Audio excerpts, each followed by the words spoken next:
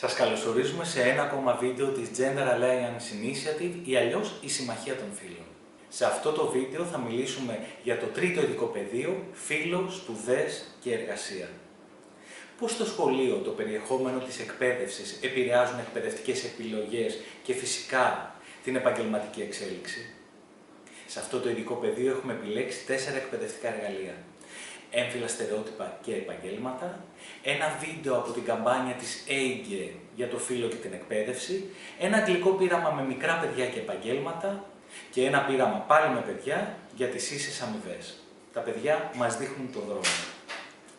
Για αυτά τα 4 εκπαιδευτικά εργαλεία θα μας μιλήσει περισσότερο ο Βαγγέλης Κοσμάτος.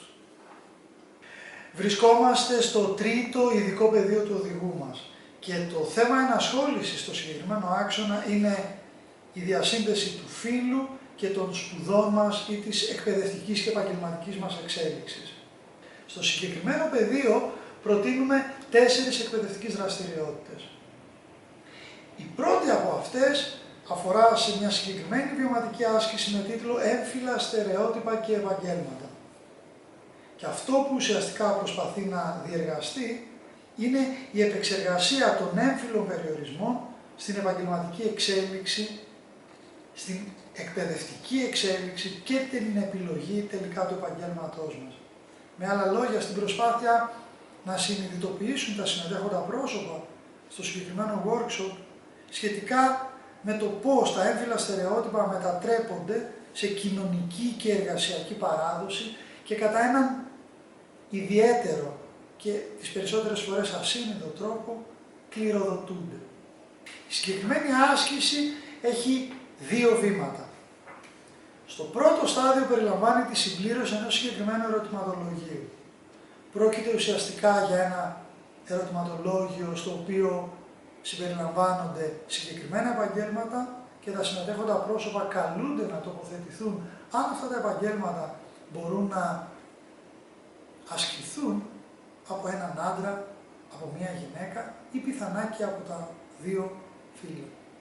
Καθώς ολοκληρωθεί το συγκεκριμένο στάδιο, υπάρχουν μια σειρά από ανοιχτές, όπως λέμε, ερωτήσεις, όπου στο συγκεκριμένο στάδιο, είτε ατομικά είτε σε μικρές ομάδες εργασίας, τα συμμετέχοντα πρόσωπα στην εκπαιδευτική διεργασία μπορούν να αναστοχαστούν και να επικοινωνήσουν τις απόψεις τους σχετικά με το γιατί διάλεξαν τη μία ή την άλλη απάντηση. Αν ήταν δύσκολο για αυτά να επιλέξουν και να προσδιορίσουν ένα επάγγελμα και να το συνδέσουν με ένα συγκεκριμένο φύλο, αν υπήρχε δυσκολία να βρουν μια εξήγηση γιατί διάλεξαν τη μία ή την άλλη απάντηση και γενικότερα να εκφράσουν τη γνώμη τους για τα επαγγέλματα, την εργασία και το επαγγελματικό προφίλ των έμφυλων ταυτοτήτων και εκφράσεων. Στο τέλος, υπάρχει δυνατότητα στην μεγάλη ομάδα να συζητήσουμε μια σειρά από ερωτήσεις και προβληματισμούς. Ενδεικτικά, ποιες είναι και αν υπάρχουν διαφορές ανάμεσα στα φύλλα στην άσκηση συγκεκριμένων επαγγελμάτων. Ποιες είναι οι πηγές διαμόρφωσης αυτών των απόψεων στάσεών μας σε σχέση με τα επαγγέλματα. Ποια είναι η πραγματική επιστημονική υπόσταση ή μη αυτών των θέσεων.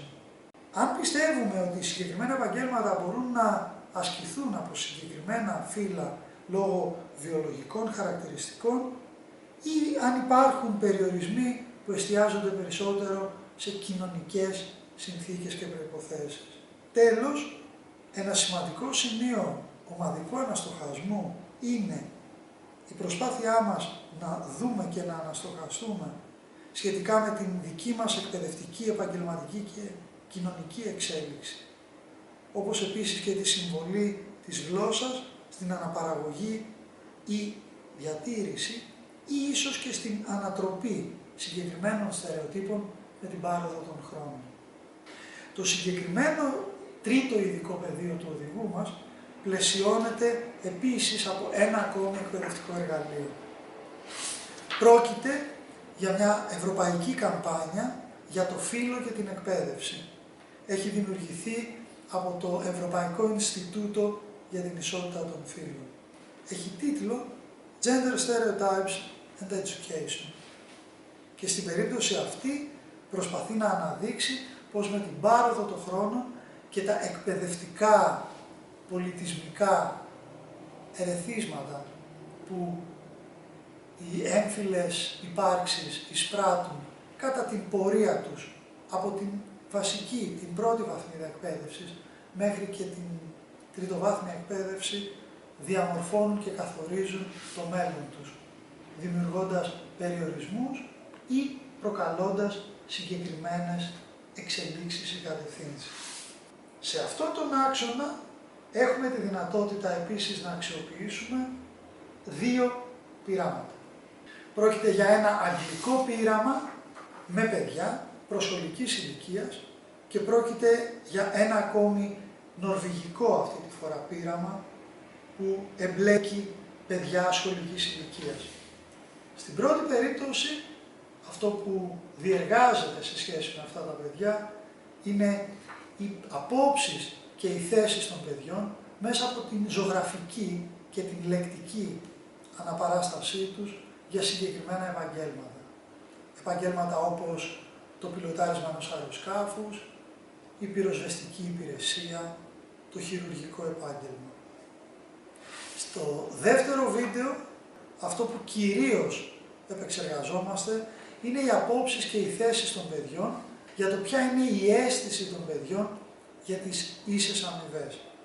Με το συνδυασμό ερωτηματολογίων, ανοιχτών ερωτήσεων, συζήτηση στην ομάδα, επεξεργασία στην Ολομέλεια, απεικόνιση των παιδικών αντιλήψεων και αναπαραστάσεων για τα ζητήματα του φύλου, μπορούμε συνολικά να αναστοχαστούμε ξανά, κριτικά, παραγωγικά και με έναν πιο ελεύθερο και χειραφετητικό τρόπο για το τι ρόλο παίζουν τα έμφυλα στερεότυπα στη δική μας, στην προσωπική μας εκπαιδευτική και επαγγελματική εξέλιξη. Και με αυτόν τον τρόπο ίσως μας δοθεί ευκαιρία να ξαναδούμε το έμφυλο επαγγελματικό μας μέλλον και δυναμικό. Και όπως πάντα, περισσότερες ιδέες και εκπαιδευτικά εργαλεία και ασκήσεις, με αναλυτικές οδηγίες για την υλοποίησή τους και πηγές αναζήτησης πρόσθετου υλικού, μπορούμε να βρούμε στον εκπαιδευτικό οδηγό της Συμμαχίας των Φύλων και του Ιδρύματος Heinrich Böll, στη συγκεκριμένη ηλεκτρονική διεύθυνση ή στη σελίδα μας στο Facebook και πολύ σύντομα στο site της GEOL.